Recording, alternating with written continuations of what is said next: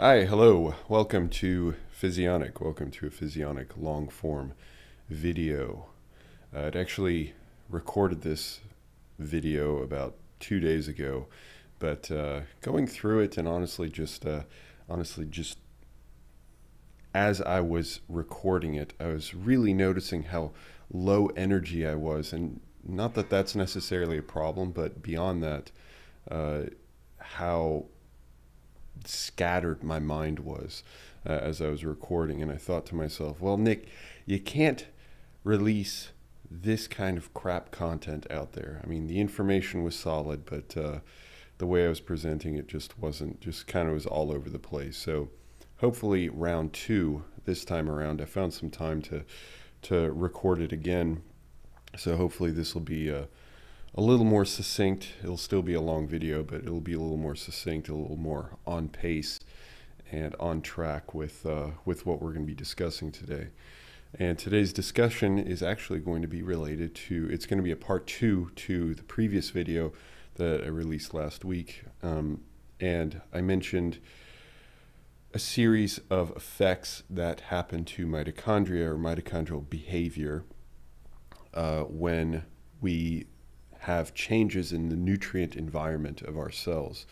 So I described starvation, fasting starvation, which aren't quite the same, but in the scenario that we talked about, I tried to touch on both a little bit, mainly on starvation and overnutrition. Now, in this podcast, I'd like to discuss that a little bit more, but more specifically towards overnutrition and diabetes specifically. And the information that I'll be going over here is actually the same from the same review, scientific review, as the last one. Now, I received a few questions related to that scientific review. People were asking if they did, if this information came from studies, because I'm not going to be showing you any data. I'm just going to be showing you graphics and stuff. They were asking if this information was coming from human trials, and because it's a scientific review, it's going to be coming from multiple sources, so from cell studies, from animal studies, and from human studies. So I can't really parse out, what little tidbit of information they got from one source or another, but I do have the article, the study linked, or the review linked for you, as well as my notes in the margins, so it makes it much easier to read if you don't actually want to read the entire review itself. I break it down, so I'll create like a paragraph that covers like 3 pages of information that the researchers mentioned. So that's something. Also, I guess at the end of this, so I'm going to break this up into, I suppose, like 3 separate portions. I'm going to discuss how diabetes, how mitochondria and overnutrition affect diabetes, or the development of diabetes in a mitochondria specific way.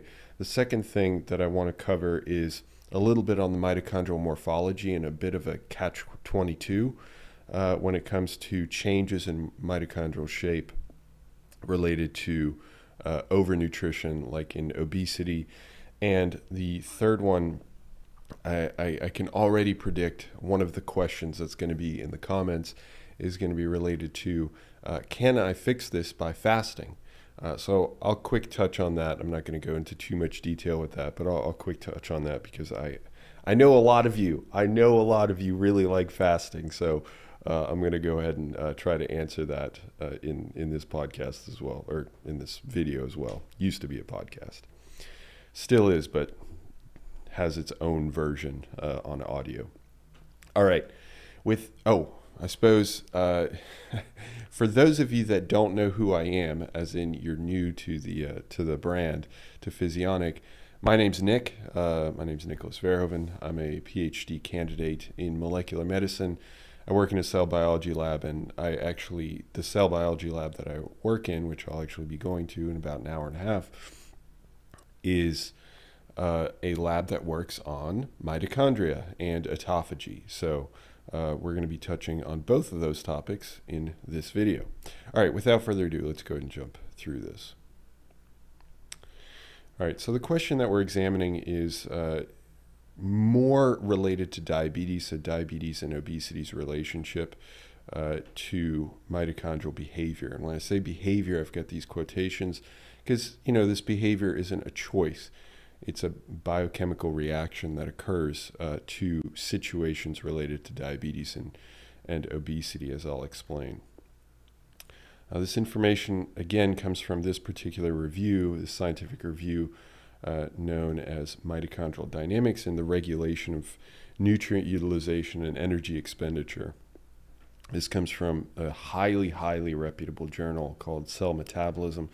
This review is about 8 years old at this point, something like that. So there's definitely going to be more information that's come out since this review released, but this will still set a great groundwork for, let's say, 95% of the information that's out there. All right, to give you a bit of background, again, if you've watched the first video, you can skip this section, but if you want a refresher, I'll certainly go through it. I'm not going to go in as much detail, so if you want more detail, certainly go over to the first video because I spent a good 10 minutes describing this. But this is the way that we generate cellular energy, or it's the primary way, I should say, that we develop cellular energy within our cells. And this may look complex, but I've actually removed certain components. So there's another membrane, so another one of these right here. So this is the inner membrane of the mitochondrion. There's an outer membrane of the mitochondrion, but I've removed that. So we're looking at this intermembrane space and the mitochondrial matrix and the inner membrane. And embedded in that inner membrane are a series of different proteins. We don't need to know what those proteins are, but as a complex, as a whole, they're called the electron transport chain. Now, the nutrients that you consume, fats, sugars, when they enter your cells, what happens to them, and again, I've got visuals for this in the other video, so hop on over to that one first. But what happens to them is they get converted to intermediate molecules like pyruvate, acetyl-CoA, and then they eventually, those two aren't important, but what are important is the production of these right here, NADH and FADH. These then allow a powering, again, I'm generalizing because I want you to go over to the other video to get the specifics, but a powering of this electron transport chain. The reason why that's important is the electron transport chain, the big point is that it pumps protons into the intermembrane space because that's where you want it. You want this area, the mitochondrial matrix, to be more negative, so you pump these positive ions out of, or atoms out of, the matrix into the intermembrane space. This then allows the ATP synthase, as you can see by the arrow here, the protons will then flow back into the matrix. And this ATP synthase will rotate. It's kind of like I likened it to a water mill. Water that flows over the mill and it starts to rotate the wheel. Well, the same thing happens here. You get this rotation of the ATP synthase, and the end result then is the production of ATP. So that's really all you need to know, that the food stuff that you consume, or if it's released from fat cells, for example, or if you have sugar that's released from the liver, or sugar that's stuck as glycogen in the muscle cells or in the liver, then you get the production of NADH and FADH. This powers the ETC, the electron transport chain, which then allows protons to build up out here, which then come moving through here. And it's just a cycle. It just goes back and forth, back and forth. All right.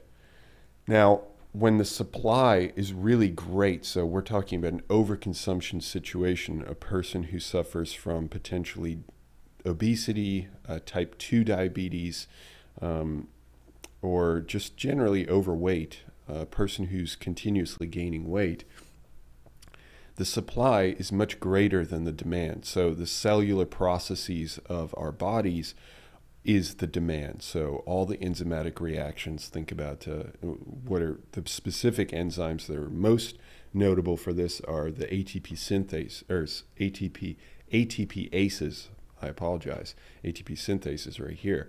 This is the formation of energy. The ATPases will then break up this energy and use the energy. All right, so you have a certain amount of demand, but if you're constantly over consuming, then the supply is much higher than the demand of your cells. This is, you can look at it like the calorie equation, but this is far more complex than the calorie equation. But we're not going to go into that, not here at least. So the point is that supply increases so substantially, and because you don't have this drive to generate more ATP, you have this supply of energy that's constantly being supplied in NADH and FADH to this electron transport chain. The problem here then is that you get what's known as electron slippage or electron slipping, which is those energy packets that I was talking about that get taken off of NADH. So NADH will donate and FADH will donate these electrons or these kind of energy packages. And what's normally happens is they move from one complex of the electron transport chain to the next. And as it happens, that then energizes these complexes to then pump these protons back out, as we explained earlier. But if you don't have a drive, if the ATP synthase is kind of moseying about and it's just slowly producing energy because there's no demand for it, it's supply and demand, right? That's why I've got supply and demand here. Then in that situation, you have these electrons that don't have a place to go. So they will slip, or there's pressure for them to slip out of the location that they're supposed to go in because maybe there's another electron there already. So as a result, these free electrons will sometimes interact with other molecules and generate what are known as reactive oxygen species, which as a general term is called oxidative stress. These ROS molecules, and I've discussed this ad nauseum, and which pales in comparison to 30 years from now, I will have discussed this ad nauseum ex infinity.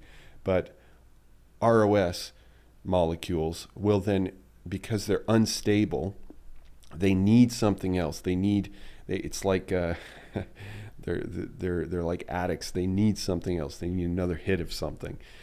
These molecules will then run into other molecules that make up, for example, these protein complexes or the inner membrane or other aspects of the cell that are, stable and functioning. Those molecules will run into those complexes, those proteins, fats, carbs, whatever it is that the cell is using for a particular function, and will rip away other electrons and will rip away other components of those complexes. Now this leads to damage of the cell. And that's really all that we need to know, that ROS, if it's overabundant, will lead to damage of the cell. Now, one question I got for the last episode as well is that, well, how do we completely eliminate? Is there a way, like does fasting, for example, does that completely eliminate ROS? No, it doesn't. And you don't want it to, because ROS is, while it is, you could consider it a byproduct of this normal functioning, even under normal supply or low supply, you're still going to have a little bit of ROS production because you need it. Your cells actually depend on ROS to signal within themselves. So it's not like they're completely a negative thing, but they serve a function. But if they're overabundant, they are extremely negative. And in this situation, they are extremely negative because your cells, your mitochondria, have different ways of handling these ROS. So the healthier you are, the healthier the mitochondria that you have, the more they're able to deal with these ROS through like the glutathione pathway or some other antioxidant pathway. However, if you continuously bombard them, then eventually that leads to ROS just accumulating so much that it does so much damage to the mitochondria. And we'll discuss one way that actually affects you, or two ways actually that affects you. So this is kind of an overweight situation. If a person is continuously over-consuming, where their supply is continuously happening, this is continuously happening. I just want to throw in here real quick in the first version of this video that I produced. I did want to mention that, look, some people get really anal about, well, then does that mean that I can never overconsume?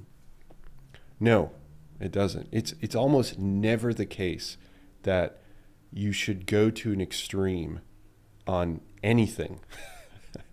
I really think that, like, if you have a week where you're going to the Bahamas, or you have a week where you're going on vacation, or family's coming over, it's Thanksgiving or whatever it might be, do you enjoy yourself? This system is such a, like, think about it, there's two things. One, think about it within the realm of your entire year or multiple years. It's going to have no impact. But secondly, your body also has robust systems to protect against this, especially in the short term. So I wouldn't worry about if you overconsume for a day or a week. The problem is when you overconsume continuously over time for months and years of time, then yes, that's a problem, because this is occurring beyond just the fact that a person is likely gaining weight. All right, so let me jump over now to diabetes. Let me explain this mechanism here. I realize this might look extremely unfamiliar to you, but it's really not that complex. So right now we're looking at a beta cell. So a beta cell is a cell that is found in your pancreas. Your pancreas, what does it do? Your pancreas senses the energy state in your bloodstream, specifically through glucose. It does it through fat as well, but it mainly does it through glucose. And what it does then is it releases insulin. So this is the mechanism by which, and I'm going to describe two mechanisms, but this is the main mechanism by which insulin is secreted, and I'll walk you through it. So just to give you an overall physiological explanation, is that when you eat carbohydrates, then your blood sugar increases, and then the only way that it decreases back is if you have the release of insulin from these cells right here. So you have an increase in blood sugar. This that gets sensed because it will enter the beta cells just like it enters every other cell. And at this point, then you have this chain reaction that leads to the insulin release. Now, I'm going to explain to you how not only how the mitochondrion has two different ways, or I'm going to explain two of them, but there's probably more, two different ways of affecting this insulin release and how this could lead to insulin resistance. All right, so glucose levels increase. You have this increase in the bloodstream out here. It enters through a GLUT transporter, which then this glucose then gets converted through the metabolic pathway glycolysis to pyruvate. I'm going to tell you what's important. This is not important yet, but the point is that glucose enters the beta cell. It gets converted to another molecule, pyruvate. Then it enters the TCA cycle. Let me walk you through. The TCA cycle is how we get this NADH and FADH. So the TCA cycle converts pyruvate, technically gets converted to acetyl-CoA, then gets converted to NADH and FADH, which then goes through the respiratory chain. Let me go back here. This is the respiratory chain right here. This is another name for the electron transport chain.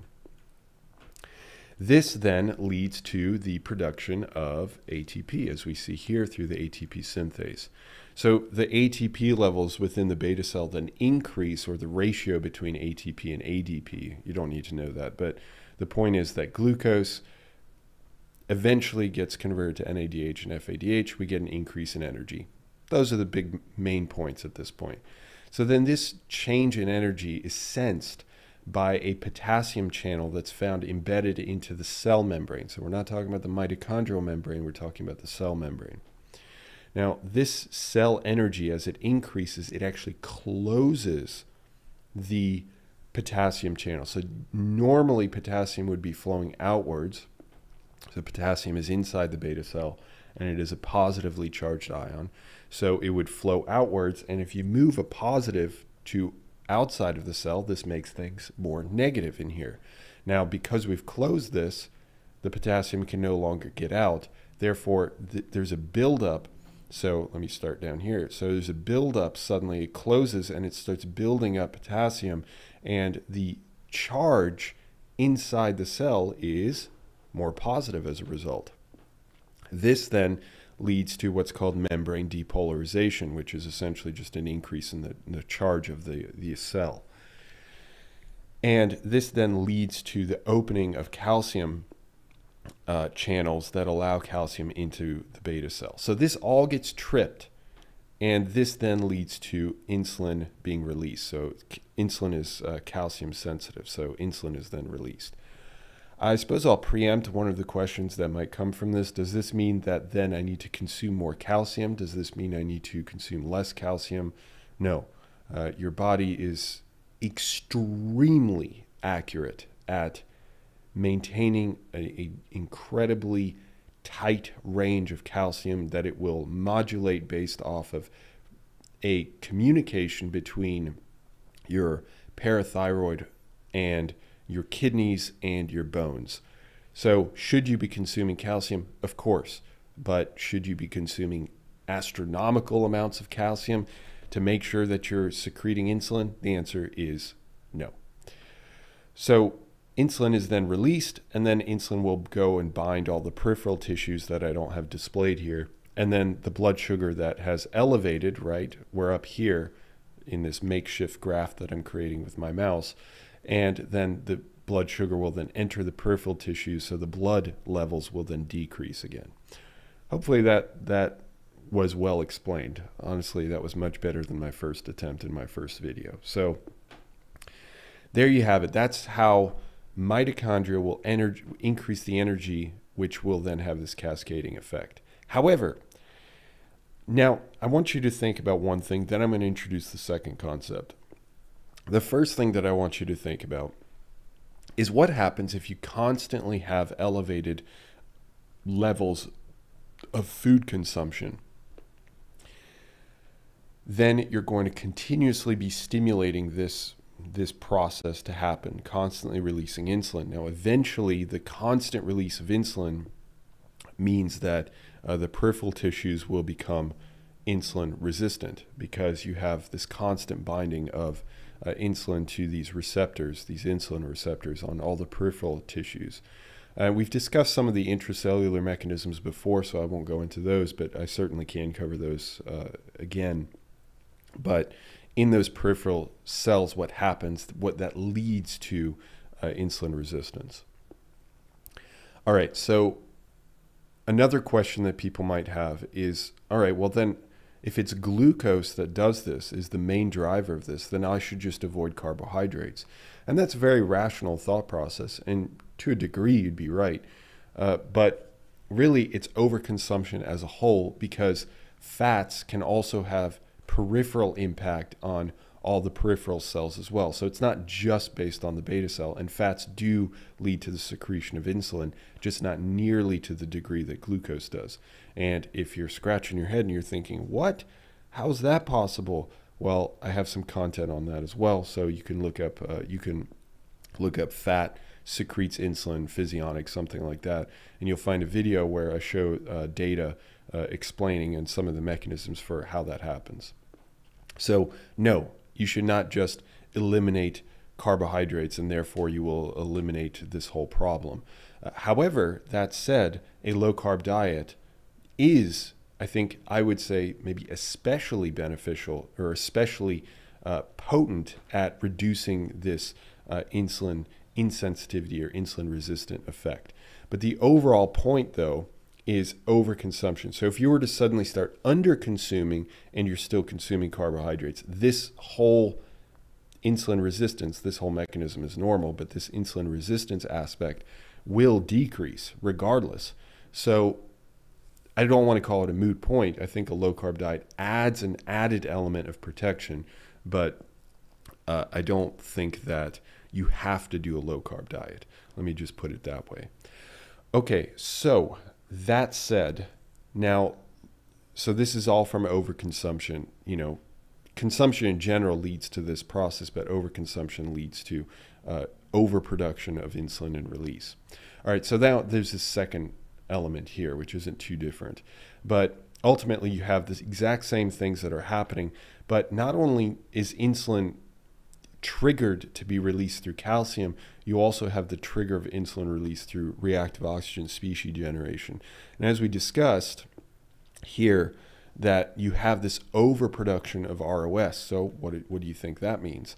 Well, it means that if you're continuously over-consuming, then you're also not only just going to be working through this mechanism of an energy sensing mechanism, but you're going to be going through the secondary mechanism. As you're constantly building up ROS from the constant overconsumption, this then leads to more and more insulin. So you have a double whammy, a double effect here of leading to insulin secretion. So this can eventually lead, in a very layman's terms, to beta cell exhaustion, as it continuously has to produce insulin and release this insulin. And therefore, then you get beta cell failure. So this is a great example of, let me switch over to my, so you can see me for a second, unless you regret that, in which case, sorry. You can imagine in a dangerously high level of diabetes situation that you typically have elevated insulin levels. If you're in a later progression of diabetes type 2, you have this elevated insulin level. That's partly, at the very least, partly because of these two mechanisms, probably majorly because of these two mechanisms, constantly forcing the beta cells to be releasing insulin. So a solution, as you probably already know at this point, is underconsume or consume less, and then suddenly that pressure on the beta cells is reduced so that they can recover, assuming that they can recover. Okay, so now I wanted to touch on one more thing. Actually, I was going to touch on two more things. I was going to mention the fasting bit after this. So in this situation here, so in the last video we discussed how the morphology of the mitochondria changes, meaning that the shape of the mitochondria changes. And with nutrient excess, you get this fragmentation of mitochondria. In a starvation condition, as we discussed, there was the elongation of mitochondria, which actually protected the longer elongated mitochondria from autophagy, which is right here, displayed right here. I'm not going to go into all the specifics here, but you have the lysosome that's integrating with the autophagosome, and then it goes through and, well, actually this is after the fact, but then it goes through and destroys all of the damaged or necessarily damaged mitochondria. So in a starvation condition, these mitochondria will tend to be a lot longer, at least the healthy ones will be a lot longer, and this will protect against autophagy, even though you're in a starvation situation. And as we know, a low nutrient situation leads to greater increases in autophagy, but that leads to selective autophagy in destroying only the damaged components. All right, so that out of the way, now overnutrition does the exact opposite. While overnutrition does lead to fragmentation of mitochondria, making them smaller, therefore making them more prone to autophagy, getting rid of them. The problem is that overnutrition or overconsumption of food in general, or just consumption of food, reduces autophagy as a whole. So therefore, even though they're primed to be taken out, to be removed, these damaged mitochondria, these dysfunctional mitochondria are primed to be removed, autophagy itself is reduced. Therefore, you do not have the removal of these mitochondria. So it's kind of a funny situation in that they're primed, ready to go, but then autophagy is reduced. So they can't be removed. So what ultimately ends up happening is that these dysfunctional mitochondria will then overproduce reactive oxygen species. You have a greater level of ROS because this autophagy system can't get rid of them. So now you have a double effect. You have a doubling effect of ROS generation. So if you could get rid of these, then that would diminish the impact on the cell, because remember, ROS will go around and damage components not only of these mitochondria, but these mitochondria, the healthy ones, and will also damage other components of the cell. Okay, so that was a lot shorter than my explanation the first time around, admittedly.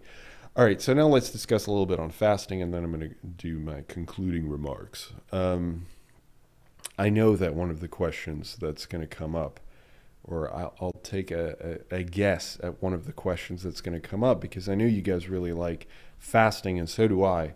I like fasting too. As a matter of fact, I'm probably going to start intermittent fasting pretty soon here, because I'm getting deeper and deeper into my diet, which is going quite well at the moment. But I digress. With this situation, can you fast and get rid of these dysfunctional mitochondria, for example? Because I just said, starvation conditions, that you have increases in autophagy. The answer is yes, you can. So fasting will lead to increases in autophagy and will likely get rid of a lot of these dysfunctional mitochondria. However, I want you to think, again, kind of like the scenario I offered with, let's say you overconsume for a week, right? You overconsume for a week. Is that going to have profound negative effects on your mitochondria and your cell health or whatever? No, right? Because within the scope of a whole year, that's not a huge deal. So you should still enjoy yourselves, have those vacations, have those times when you indulge and have fun and enjoy your life. And that will have no or negligible impact on your overall health. All right, good. One. Second thing, this is the opposite. Will fasting for 3 days straight or 5 days straight, while that is extreme, and you should do it safely, will it help? Will it reverse? Will it attack some of these systems? The answer is yes. But once you stop fasting, what do you think happens? Things just build back up. It's not like you fast and then you're done, like you're healthy now. It's you fast, and there are some long-term benefits, long-term effects that I think scientists are still figuring out. And I've covered some of those long-term effects, and I will be covering more of those long-term effects. But you still have to, the most potent thing to do is to fast, one, and control your weight.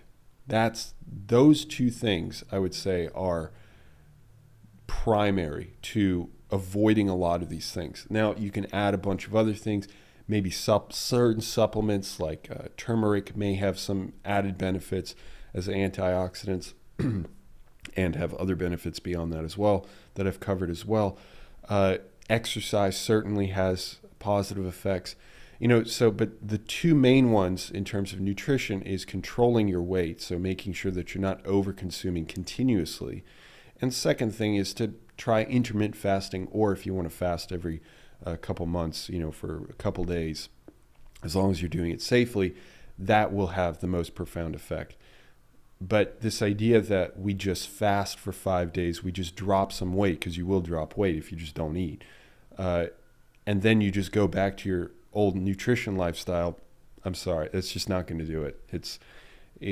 Things are, it's the exact same scenario as I was describing earlier. It's just a short time span, and then you're just returning back. So what impact is that going to have for the entire year? It's going to have pretty small levels. I think maybe some greater impact in terms of fasting itself does seem to have some long-standing effects, but the effect will be relatively small regardless.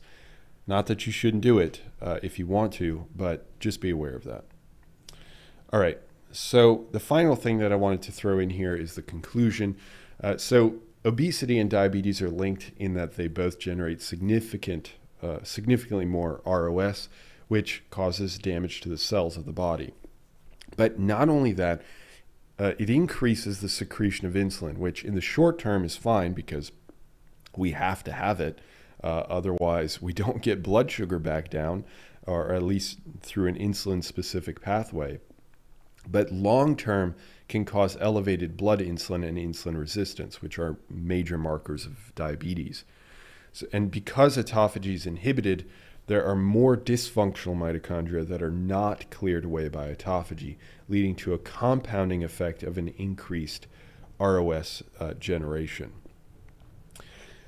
So there you have it, folks. I hope that this was informative for you. I certainly plan on covering a lot more on mitochondria. and I have some really cool content coming out in, I don't know, over the last many months. I have some stuff on carbohydrates, its impact on weight gain, ketogenic diets, and their positive effects. I have a lot of stuff. So stay tuned for all that, and certainly more on mitochondria, because my dissertation is related to mitochondria and metabolism. So I'm trying to merge some of my content that some of the studies that I'm reading for my dissertation along with what I'm doing for Physionic. So hopefully you don't mind if I indulge a little bit, because my time is extremely thin at the moment. It really has been for a number of years. Okay, well, thank you for stopping by. I hope you learned something, and with that, I will hope to speak with you in the future. Have a great day. Bye.